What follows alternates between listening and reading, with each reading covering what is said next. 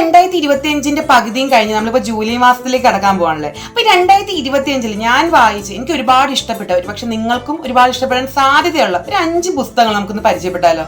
ആദ്യത്തെ പുസ്തകം നസീഫ് കലയത്തിന്റെ ഖദീജ.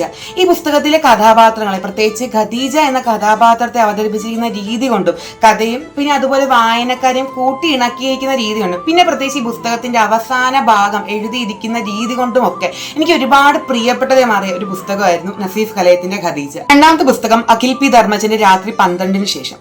വായിച്ചു തുടങ്ങുമ്പോൾ തന്നെ അടുത്തത് എന്താണ് നടക്കാൻ പോകുന്നതെന്ന് വായനക്കാരെ കൊണ്ട് ചോദിപ്പിക്കുന്ന രീതിയിൽ എഴുതി അത്യാവശ്യം നല്ല ട്വിസ്റ്റുകളൊക്കെ ഉണ്ടായിരുന്ന ഒരു പുസ്തകമായിരുന്നു അഖിൽ പി ധർമ്മജന്റെ രാത്രി 12-ന് ശേഷം. ഇപ്പൊ നിങ്ങൾ ട്വിസ്റ്റുകളൊക്കെ ഉള്ള, സസ്പെൻസ് ഒക്കെ ഉള്ള പുസ്തകങ്ങൾ വായിക്കാൻ താല്പര്യമുള്ള വായനക്കാരാണെങ്കിൽ നമുക്ക് തീർച്ചയായും ഇഷ്ടപ്പെടാൻ സാധ്യതയുള്ള ഒരു പുസ്തകമാണ് അഖിൽ പി ധർമ്മജന്റെ രാത്രി 12-ന് ശേഷം. മൂന്നാമത്തെ പുസ്തകം മാധവിക്കുട്ടിയുടെ നഷ്ടപ്പെട്ട നീലാംബരി.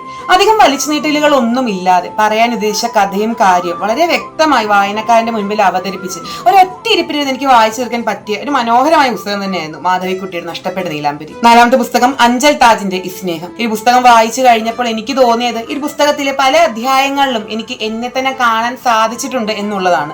അത്രയേറെ എനിക്കും ഒരുപക്ഷെ എന്നെ പോലുള്ള പല വായനക്കാർക്കും നമ്മുടെ ജീവിതത്തിനോട് ചേർത്ത് നിർത്തുവാൻ സാധിക്കുന്ന രീതിയിലാണ് അഞ്ചൽ താജ് ഈ പുസ്തകം എഴുതിയിരിക്കുന്നത്. അഞ്ചാമത്തെ പുസ്തകം ലിജീഷ് കുമാറിന്റെ കഞ്ചാവ്. സ്ഥിരം വായിച്ചു വരുന്ന ഒരു വായനയിൽ നിന്ന് വ്യത്യസ്തത പുലർത്തിയിട്ടുണ്ടായിരുന്ന ഒരു പുസ്തകമായിരുന്നു ലിജീഷ് കുമാറിന്റെ കഞ്ചാവ്. പുസ്തകത്തിന്റെ പേര് കൊണ്ടും കണ്ടന്റ് കൊണ്ടും ഒക്കെ ഈ ഒരു പുസ്തകം വ്യത്യസ്തത പുലർത്തിയിട്ടുണ്ട്. 2025 ജൂൺ മാസം വരെയുള്ള ഈ 6 മാസത്തിനിടയിൽ ഞാൻ വായിച്ചതിൽ എനിക്ക് ഏറ്റവും ഇഷ്ടപ്പെട്ട 5 പുസ്തകങ്ങളാണിത്. അപ്പൊ നിങ്ങൾക്ക് ഈ വർഷം വായിച്ചതിൽ ഏറ്റവും ഇഷ്ടപ്പെട്ട പുസ്തകം ഏതാണെന്ന് കമന്റ് ചെയ്യാം. Thanks for watching.